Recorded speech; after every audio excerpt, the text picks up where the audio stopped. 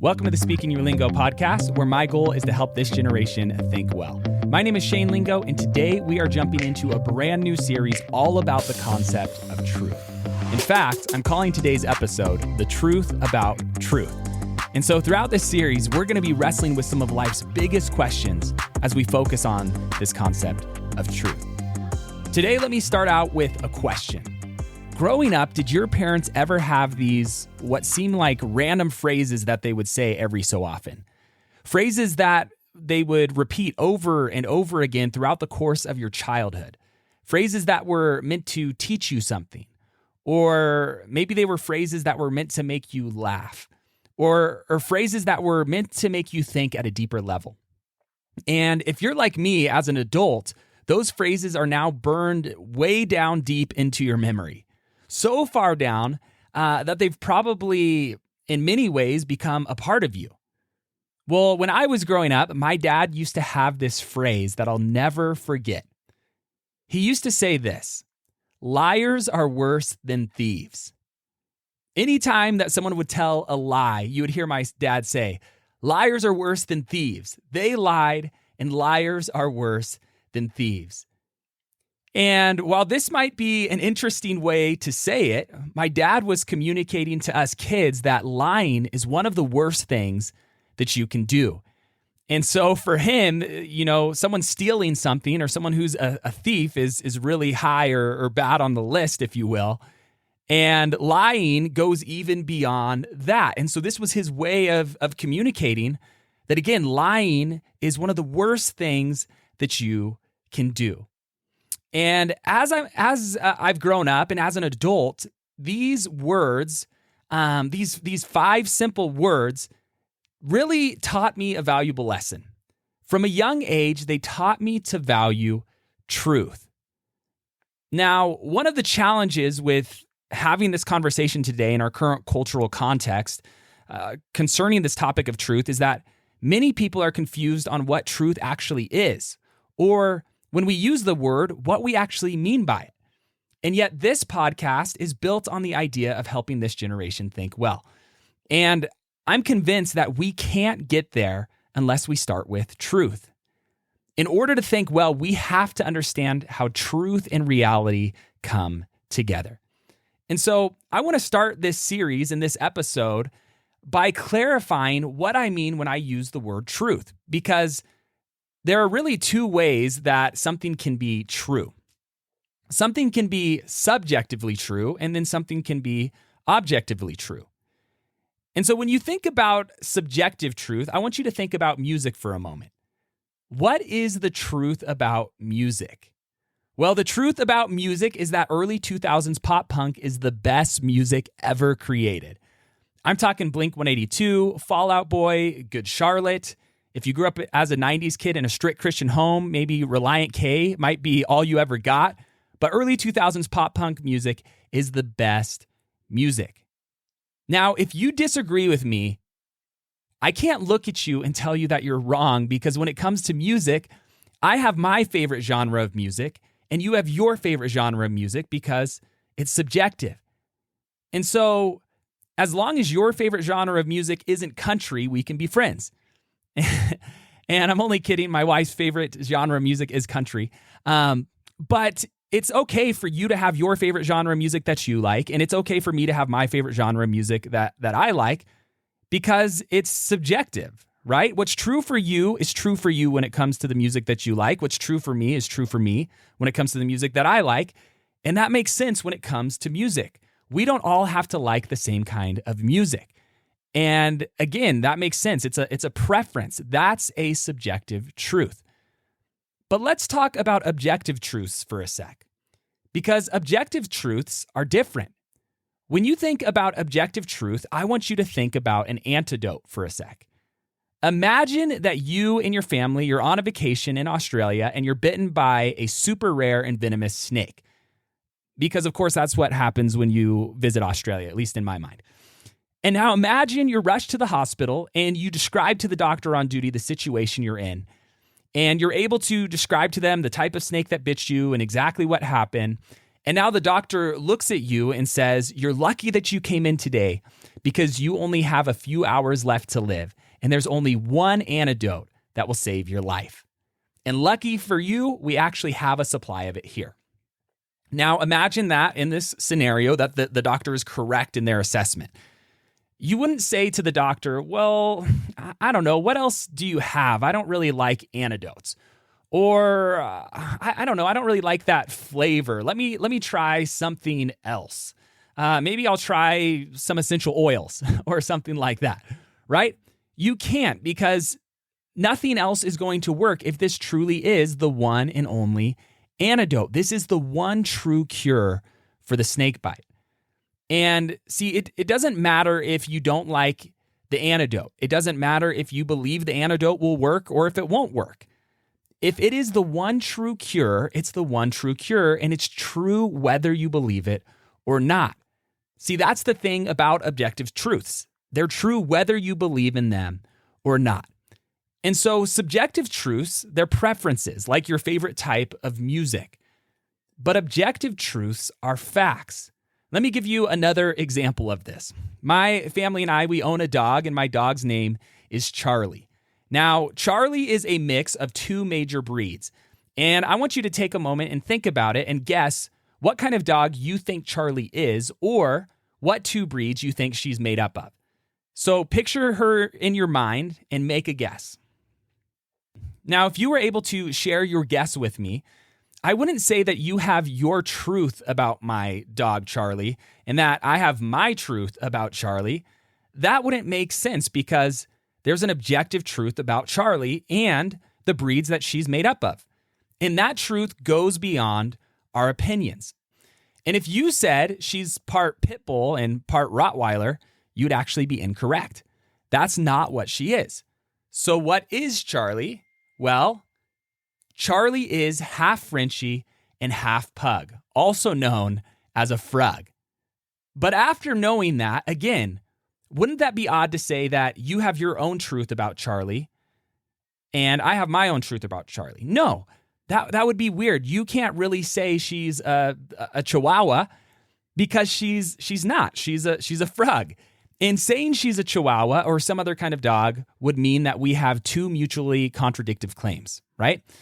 And so it wouldn't make sense. It wouldn't follow. See, this is where relativism comes in. When people think that all truth is subjective, but we inherently know that's not how reality works. And so, again, one of the challenges when we talk about truth in our current cultural moment is that for the vast majority of human history, when we've used the word truth, we were talking about objective truths, something that corresponds with reality. But in our modern cultural moment with an emphasis on relativism, some people use the word when they're really just talking about subjective truths in their own opinion. And I'm not saying this is a new argument. This is an argument that goes all the way back to the time of Socrates, right? But for a good majority of human history, as we've talked about these ideas of objective and subjective truths and understood these things, when we say the word truth, we really meant objective truths.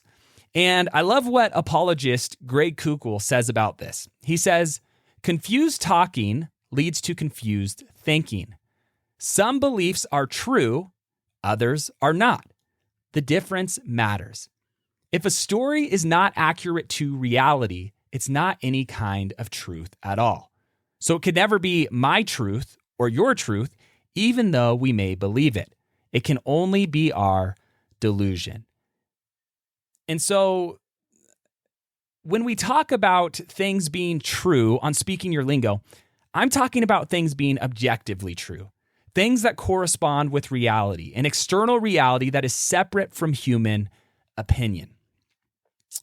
Now, as we're thinking about this, we have to ask the question, how do we know if something is objectively true? And so what I want to do is go over three important tests really for truth that can help us in this process. So 3 tests for truths, and the first is correspondence. Does it account for all the facts? In other words, does it make sense with the way that things really are? And so with all the information and evidence that we have, does the claim or the statement correspond with reality? Let me give you an example. If I said, I'm a 250-pound professional heavyweight MMA fighter, and I have a fight coming up this next weekend. But then you went on my Instagram page and you saw a picture of me, or even better, you met me in person, it would be very reasonable to conclude that I didn't tell you the truth.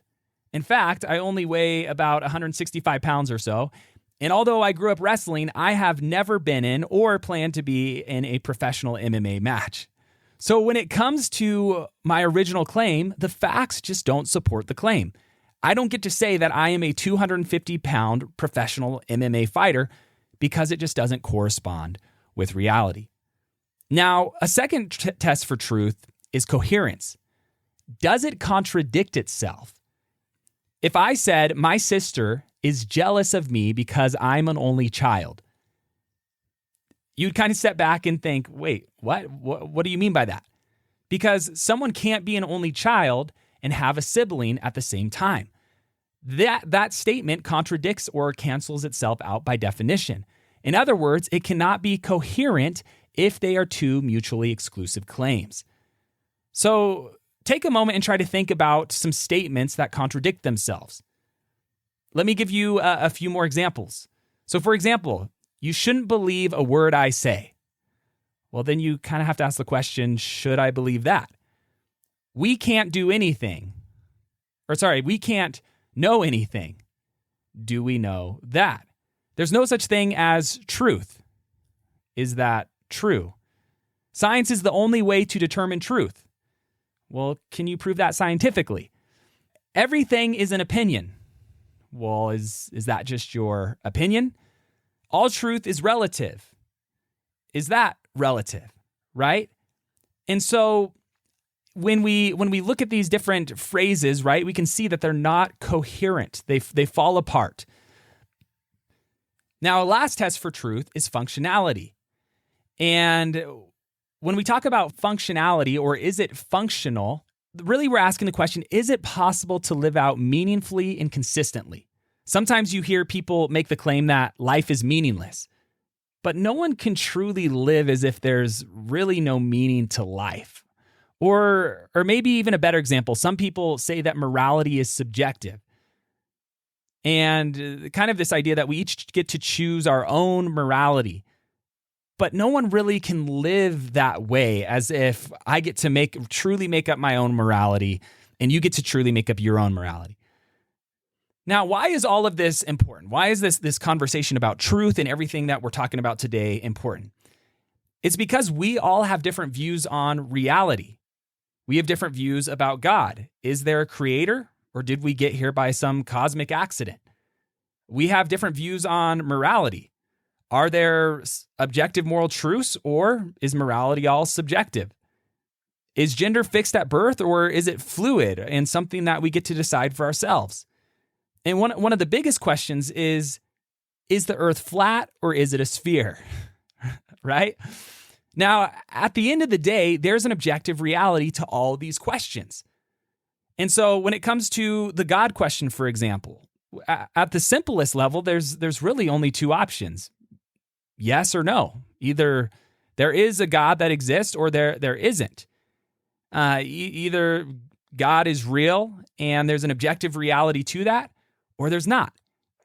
Now, obviously, we can go further and debate who that God is, but on the simplest level, there's either a God that exists or he doesn't, right? And so but either way, there's an objective reality. There's an objective truth out there. Back in January of 2016, when my family and I first moved to Utah, a good friend and mentor of mine spoke about an article that he read that focused on this concept of truth. The newspaper article was published in the Salt Lake Tribune by columnist Robert Kirby, and it was titled, "Could You Handle the Truth About Your Religion?" And in this article, he posed an interesting question. He said, what if you could learn whether the religion you follow is true simply by pushing a button? What a great question. And so for our purposes, we'll call this the truth button.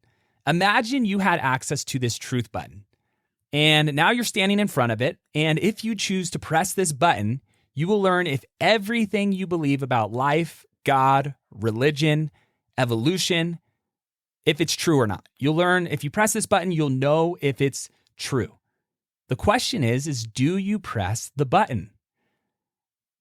And the reason this is such a great question and scenario is that it exposes whether or not you and I are truth seekers. In other words, it exposes how much we value truth over comfort, or how much we value truth over being right.